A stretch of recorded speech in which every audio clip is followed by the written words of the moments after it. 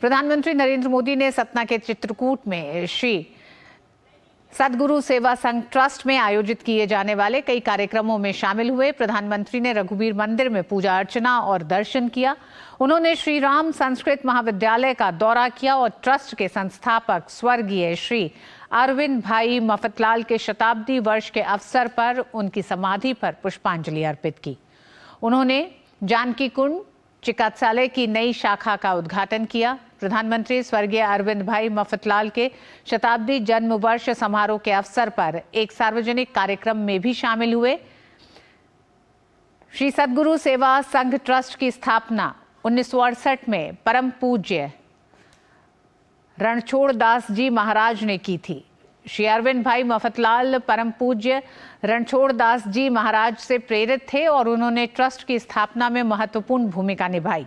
अरविंद भाई मफतलाल स्वतंत्रता के बाद के भारत के अग्रणी उद्यमियों में से एक थे, जिन्होंने देश की विकास गाथा में महत्वपूर्ण भूमिका निभाई।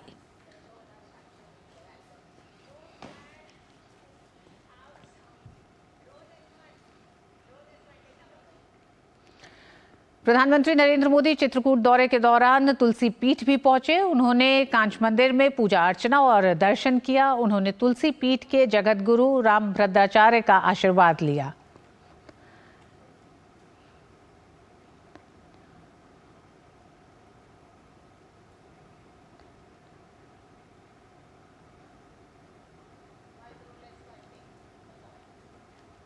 पीएम ने एक सार्वजनिक समारोह में हिस्सा लिया।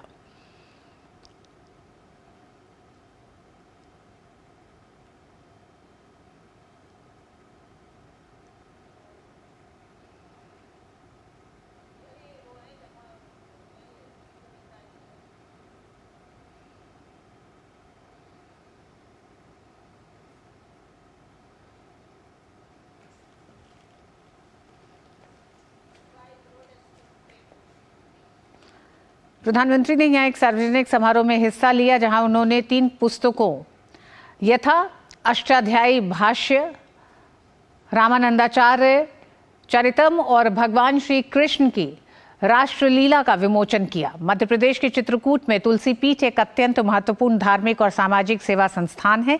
इसकी स्थापना जगत गुरु रामभद्राचार्य ने वर्ष 1987 में की थी। तुलसी पीठ हिंदू धार्मिक साहित्य के प्रमुख प्रकाशकों में से एक है। कार्यक्रम को संबोधित करते हुए जगत गुरु रामभद्राचार्य ने पीएम मोदी को अपना परम मित्र बताया। मेरे 2 मित्र हैं। सांसारिक दृष्टि में लोक में मेरे मित्र हैं नरेंद्र भाई मोदी। ये कोई चाटुकारिता नहीं। भारत के यशस्वी प्रधानमंत्री नरेंद्र भाई मोदी और अलौकिक मित्र हैं भगवान श्री कृष्ण। प्रधानमंत्री ने संस्कृत भाषा को लेकर देश में अपनाए जाने वाले विरोधी रवैये की आलोचना की। उन्होंने कहा कि इस भाषा की उपेक्षा करने वाले कभी फिर सत्ता में वापसी नहीं कर पाएंगे। गुलामी के 1000 साल के कालखंड में भारत को तरह तरह से जड़ों से उखाड़ने का प्रयास हुआ। इन्हीं में से एक था संस्कृत भाषा का पूरा विनाश। हम आजाद हुए, लेकिन जिन लोगों ने गुलामी की मानसिकता नहीं गई, वो संस्कृत के प्रति वैर भाव पालते रहे।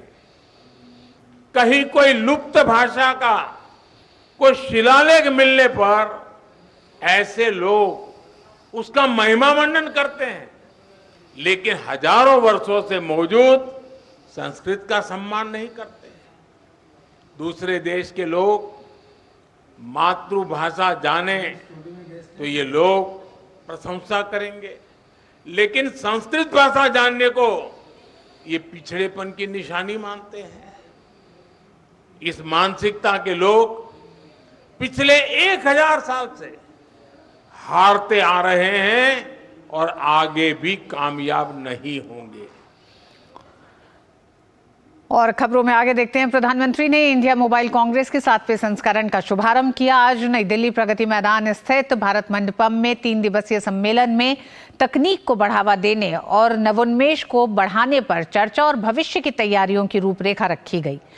प्रधानमंत्री ने 6G के इकोसिस्टम को मजबूत करने की दिशा में 100 5G लैब्स पहल को शिक्षण संस्थानों को प्रदान किए। इंडिया मोबाइल कांग्रेस एशिया का सबसे बड़ा डिजिटल प्रौद्योगिकी मंच है। देश में 5G का सफलतापूर्वक रीच आउट हो चुका है। नई तकनीक को लेकर देश पल पल आगे बढ़ रहा है। भारत पब्लिक डिजिटल इंफ्रा में दुनिया का सिरमौर बना हुआ है। यही है 21वीं सदी का बढ़ता और बनता हुआ नया Bharat. Space, semiconductor, green tech, telecom, manufacturing सहित अन्य क्षेत्रों में भी भारत के युवाओं का ही भविष्य होगा। ऐसा वक्त है कि हमें टेक्नोलॉजी के एक्सीलेंट एडॉप्टर और इम्प्लीमेंटर्स के साथ साथ टेक्नोलॉजी का थॉट लीडर भी बनना ही होगा। भारत के पास यंग डेमोग्राफी की ताकत है, वाइब्रेंट डेमोक्रेसी की ताकत है। मैं इंडिया मोबाइल कांग्रेस के लोगों, खासकर इसके युवा सदस्यों को आमंत्रित करता हूं कि वह इस दिशा में आए, आगे बढ़े। मैं आपके साथ हूं। भारत मंडपम में लगी प्रदर्शनी भारतीय तकनीक, क्षमता और दक्षता को प्रदर्शित करने वाली है। इसमें यूपीआई की सफलता साफ झलकती है तो कोविन का सामर्थ्य भी है। यहाँ 5G का वर्तमान है तो 6G का भविष्य भी। साइबर सुरक्षा है तो सुरक्षित डेटा की गारंटी भी। प्रधानमंत्री ने स्पष्ट किया कि उनकी सरकार का मकसद सिर्फ एक है, विकास का लाभ लोकतांत्रिक तरीके से सभी को समान रूप से मिले। कनेक्टिविटी की स्पीड और अवेलेबिलिटी सोशल और इकोनॉमिक दोनों ही रूप से बड़ा परिवर्तन करते हैं। साथियों, हम हर क्षेत्र में पावर ऑफ डेमोक्रेटाइजेशन पर विश्वास करते हैं। भारत में विकास का लाभ हर वर्ग, हर क्षेत्र तक पहुंचे। भारत में संसाधनों का सभी को लाभ मिले, सभी को सम्मानजनक जीवन मिले और सभी तक टेक्नोलॉजी का फायदा पहुंचे। इस दिशा में हम तेजी से काम कर रहे हैं। नई दिल्ली में जारी इंडिया मोबाइल कांग्रेस के 7वें संस्करण में प्रधानमंत्री ने एक और नई पहल का शुभारंभ किया। उन्होंने देश के शैक्षणिक संस्थानों को 100 5G लैब्स पहल सौंपे। ये एक नया इकोसिस्टम विकसित करने में सहायक होंगे, जो कि 6G रोल आउट और रीच आउट में भी मददगार होंगे। तो वहीं देश के नवोन्मेष और स्टार्टअप इकोसिस्टम को भी नया आयाम देंगे। प्रधानमंत्री ने कहा कि जब देश में 1 लाख से ज्यादा स्टार्टअप मौजूद हैं, 2 लाख ग्राम पंचायतों तक ब्रॉडबैंड की कनेक्टिविटी पहुंच चुकी है, जनधन मोबाइल और आधार की ताकत है, तब देश को विकसित होने के लक्ष्य से कोई भी भटका नहीं सकता। शैलेंद्र मिश्र के साथ ब्यूरो रिपोर्ट, डीडी न्यूज। और इंडिया मोबाइल कांग्रेस के उद्घाटन सत्र में प्रधानमंत्री ने तकनीक में बढ़ती देश की उपलब्धि और भविष्य के बारे में जहां बात की, वहीं उन्होंने 2014 से पहले की केंद्र सरकार पर भी कटाक्ष किया। प्रधानमंत्री ने बताया कि तकनीक को लेकर पूर्ववर्ती सरकार किस तरह का रवैया अपनाती थी। प्रधानमंत्री ने कहा कि उस समय ऐसे ही हालात थे और रीस्टार्ट का भी कोई फायदा नहीं था। आप 10-12 साल पहले के मोबाइल फोन्स को याद करिए। तब आउटडेटेड फोन की स्क्रीन घड़ी घड़ी हैंग हो जाती थी। ऐसा ही होता था ना? जरा बताइए ना। चाहे आप स्क्रीन को कितना भी स्वाइप कर लें, चाहे जितने भी बटन दबा लें, असर कुछ होता ही नहीं था। बराबर है ना? और ऐसी ही स्थिति उस समय सरकार की भी थी।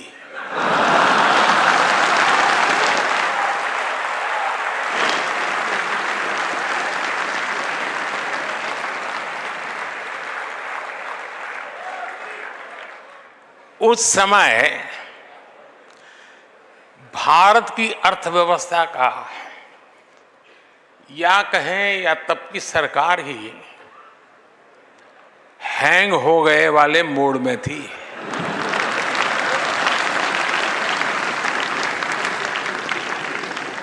और हालत तो इतना बिगड़ चुका था, रीस्टार्ट करने से कोई फायदा नहीं था।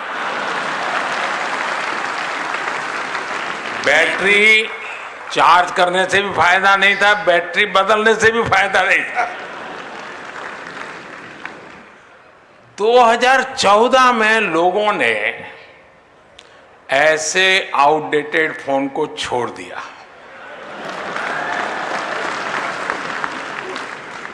और अब हमें